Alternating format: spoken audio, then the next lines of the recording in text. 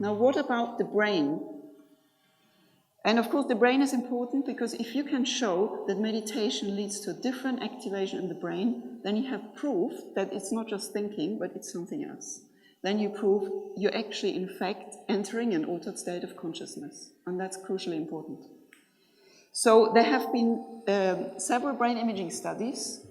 This is a study done by Simon Golochaikin from Washington University.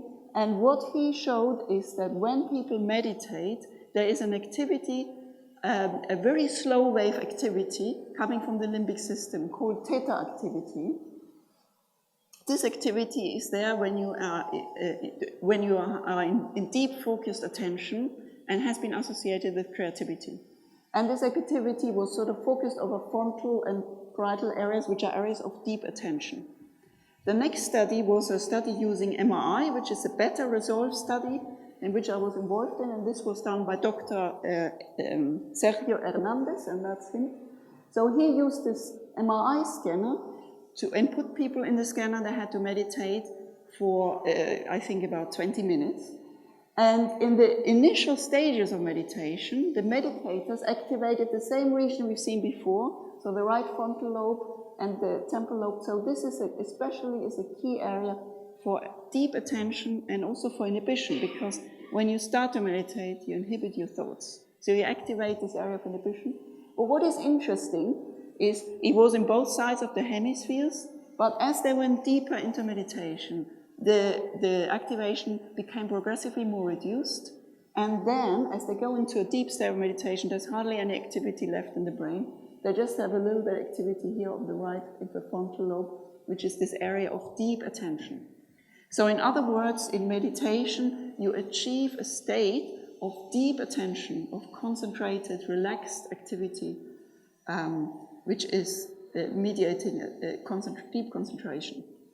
What they also measured then the effect of, as people stop having thoughts, they feel joy, they feel bliss. And as they feel more and more bliss, again they get this theta activity which comes from the limbic system, and it focuses over the left frontal lobe, which is a key area for positive emotions. So essentially what the studies are showing that in fact when you meditate, you activate areas of attention and of positive emotions. And this is of course the objective correlate of this Sanskrit denomination of meditation, which is Sat Chit Ananda, which means being pure attention and pure joy. And just to show you here, the limbic system consists of 7 nuclei, which is also interesting because we have 7 chakras. And this is the limbic system deep in the brain. So this is what you activate when you're in meditation, and it gives you joy and happiness. Another very important thing Dr. Simon Golochaikin found is that when people meditate, there is less mental clutter. And the slide is a bit bad, I apologize for that. But essentially, this is showing chaotic complexity. In the brain, you have sort of complex, chaotic firing. But if you have less chaotic firing, it means you have less mental clutter. And this chaotic firing, as I said before, the mental clutter is increased in people with schizophrenia, depression, autism, ADHD. And these are normal people doing rest, and these are the meditators. So the meditators have significantly less mental clutter. And that is very important because it means they have better mental balance. This is not a Sahaja Yoga meditation, but some people found that people who practice Zen Buddhism have not just, what I showed you before was the activation of the brain. This is the structure of the brain. So these are long-term effects on the structure of the brain. So long-term Buddhist meditators have more thicker cortex in the same region we've seen before, which are activated, which are these attention areas, especially this here right frontal region. And furthermore, what's very important, they have normally, the thickness of this cortex reduces progressively with age. So these are the normals, but in the meditators, this process is delayed. So this suggests the meditation is anti-aging and actually leads to a delay of the normal aging process of those attention regions. And of course, if you think about it, meditation is attention training. You sit for half an hour and you actually concentrate and try to inhibit your thoughts. So what happens at the chemical level in the brain? And I think this is becoming very exciting. We have in the brain so-called opioid receptors, and they're called opioid receptors because opium binds to them, morphine binds to them. And these opioids you can also release from within. And beta endorphins, they attach to these opioid receptors. And beta endorphins are released when you laugh or when you do sports, but they're also released through meditation. And this is very interesting because this could explain why actually people of course, feel the joy and the happiness, apart from the activation of the limbic system that I've shown before, but it's also, you release happy chemicals in the brain. What is interesting as well is those opioids, of course, the beta endorphins, they enhance the immune system and they have shown to slow down cancer cells. So this could explain why some people can be cured with meditation from severe diseases like cancer, because if you have a continuous release of beta endorphins, which strengthen your immune system, slow down cancer cells, then this can easily explain it, and therefore this is not a miracle cure, but it actually can be explained. Other studies have shown that meditation releases dopamine. This is also released through cocaine or amphetamines. So this is another drug which is important, another substance which is important for feeling pleasure. So this explains why people who meditate actually get addicted to meditation, because you get this constant high in your brain without paying all the side effects of drugs.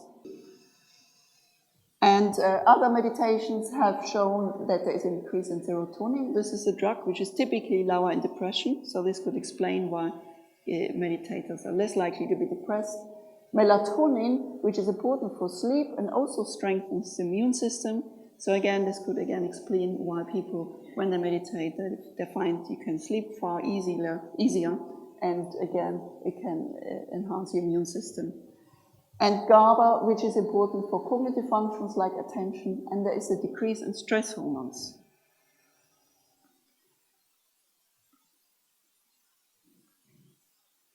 So the last study I want to talk about on the brain section is actually a study which was the very first to prove that meditators are more detached.